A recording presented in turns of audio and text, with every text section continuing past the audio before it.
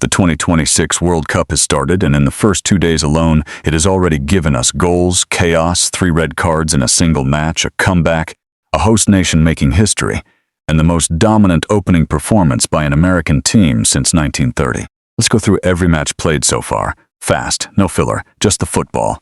Welcome to everything about football. This is the 2026 World Cup so far. June the 11th, Estadio Azteca, Mexico City. The opening match. 16 years ago, South Africa and Mexico opened the 2010 World Cup. It finished 1-1. South Africa became the first host nation in history to go home in the group stage. Mexico reached the round of 16. Tonight, the same 2 teams meet again in the same fixture, but this time Mexico are the hosts, and they know exactly what the occasion demands. The opening ceremony delivered Shakira in her 4th World Cup performance, rock legends Maná, the operatic voice of Andrea Bocelli, and a surprise appearance from Salma Hayek. The Estadio Azteca, the first stadium in history to host World Cup matches at 3 different tournaments, having staged games in 1970 and 1986, was packed to its capacity of over 87,000. The noise was enormous, and then, 9 minutes in, Julian Quinones struck low through the legs of South Africa goalkeeper Ronwen Williams, the first goal of the 2026 World Cup. The earliest goal to open a World Cup since Philipp Lahm's 6th-minute strike for Germany against Costa Rica in 2006. Quinones, who finished as the top scorer in the Saudi League this season, wheeled away in celebration. South Africa had their moments. Williams made several extraordinary saves that kept the score manageable, but Mexico controlled the match, and in the second half South Africa's discipline collapsed. Sfiflo Sithole received a straight red card for a foul on Brian Gutierrez on the edge of the area. Raul Jimenez, the veteran striker who had spent years waiting for a World Cup goal, then headed in from close range for Mexico's second, his 46th international goal, tying Jared Borgetti for second place on Mexico's all-time scoring list. His first World Cup goal in 3 tournament appearances.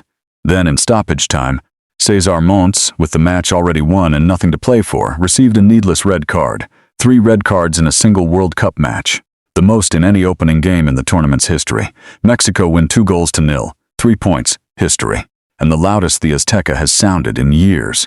Notable moment, Mexico had never won an opening match in their previous 7 World Cup opening games, 5 defeats and 2 draws. This was their first, and they did it in front of their own supporters, against the same opposition they drew with in 2010. Also June the 11th, Stadio Guadalajara, Group A, Match 2, South Korea against Czechia. Both ranked inside the top 40 in the world, neither particularly exciting in the first half. In fact, the crowd jeered both teams as they walked off at halftime, a largely uneventful opening period. Then Czechia took the lead in the 59th minute. Vladimir Kufal threw in one of his trademark long throws, the first World Cup goal directly from a throw-in since Zonka netted for Denmark against Croatia in 2018, and Ladislav Krejci headed it in powerfully.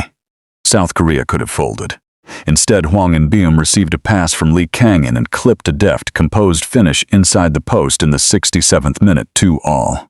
Then Hwang set up Oh Hyun, who had come on as a substitute for Sun Heung-min, and Oh converted from close range in the 80th minute.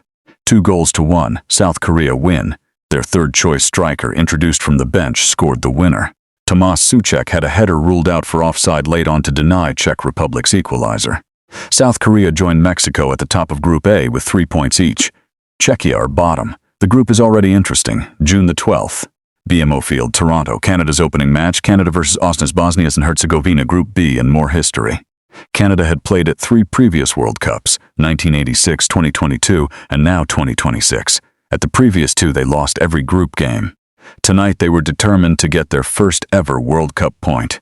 Bosnia were equally determined to build on their dramatic qualification.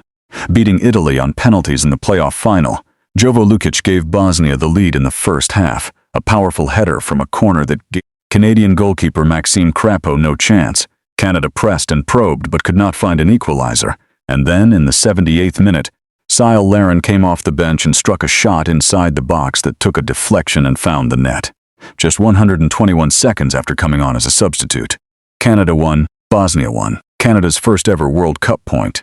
Their first ever World Cup goal in a draw, a moment the country will remember. Both sides finish level.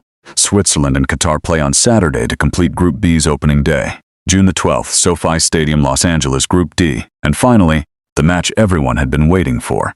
The United States versus Paraguay. the host nation in front of their home support in Los Angeles, opening their tournament. The Americans produced the most dominant performance by a United States team at a World Cup since the inaugural 1930 tournament, winning 4-1, and it could have been more.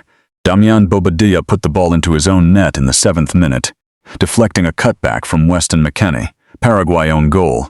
Then Folarin Balogun, the Arsenal striker who had battled for his place in the squad, right up until the final selection, scored twice in the first half. His first, a clean finish into the bottom right corner from Christian Pulisic's deflected pass in the 31st minute. His second shortly before halftime.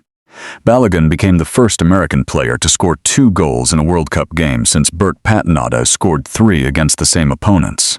Paraguay in 1930. The statistic deserves a moment. The last time an American scored twice in a World Cup match, it was against Paraguay in 1930. 96 years later, Balogun does it again, against Paraguay. Mauricio reduced the deficit for Paraguay midway through the second half, the only thing preventing a complete shutout.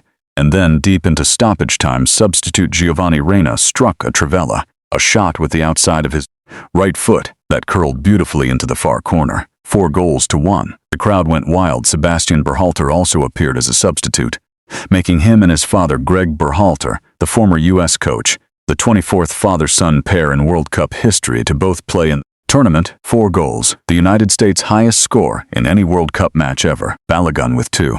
Pulisic electric until his halftime substitution. Reyna with the goal his talent has always promised. So where do we stand? Group A. Mexico 3 points, South Korea 3 points, South Africa and Czechia with none. 2 matches played, both decided by comebacks or dominant performances. Group B, Canada 1 point, Bosnia and Herzegovina 1 point, Switzerland and Qatar yet to play. Group D, United States 3 points, Paraguay and Australia yet to play. And who leads the Golden Boot race after 2 days of football? Folarin Balogun of the United States, 2 goals, both scored in the first half against Paraguay. Julian Quiñones of Mexico, the first goal of the tournament. Raúl Jiménez of Mexico, the veteran's first World Cup. Hwang In-beom of South Korea with a goal and assist. Oh Hyun-gyu, the substitute winner. And Sile Larin of Canada with the equalizer that made history. This is day 2 of a 39-day tournament. We have 100 matches still to come.